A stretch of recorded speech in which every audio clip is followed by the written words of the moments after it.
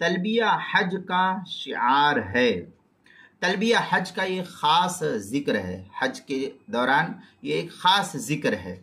حضرت زید بن خالد جہنی رضی اللہ تعالیٰ نقل کرتے ہیں کہ رسول اللہ صلی اللہ علیہ وسلم نے ارشاد فرمایا، میرے پاس حضرت جبریل امین علیہ السلام نے آ کر کے یہ ہدایت کی کہ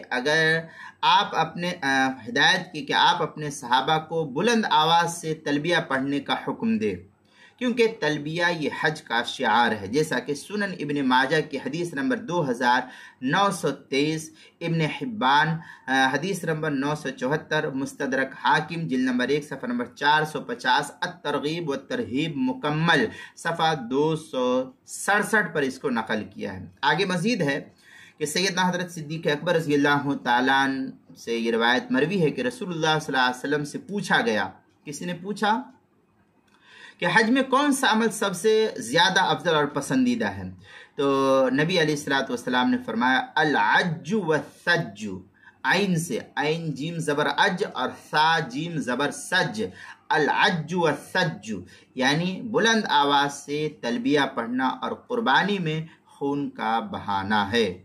یہ ابن ماجہ کی روایت ہے، ابن ماجہ ترمذی وغیرہ میں جو ہے یہ روایت نقل کی ہے۔ الترغیب و ترہیب صفحہ نمبر 267 پر اس کو نقل کیا۔ کتاب المسائل تیسری جلد صفحہ نمبر 142، عنوان ہے تلبیہ حج کا شعار ہے۔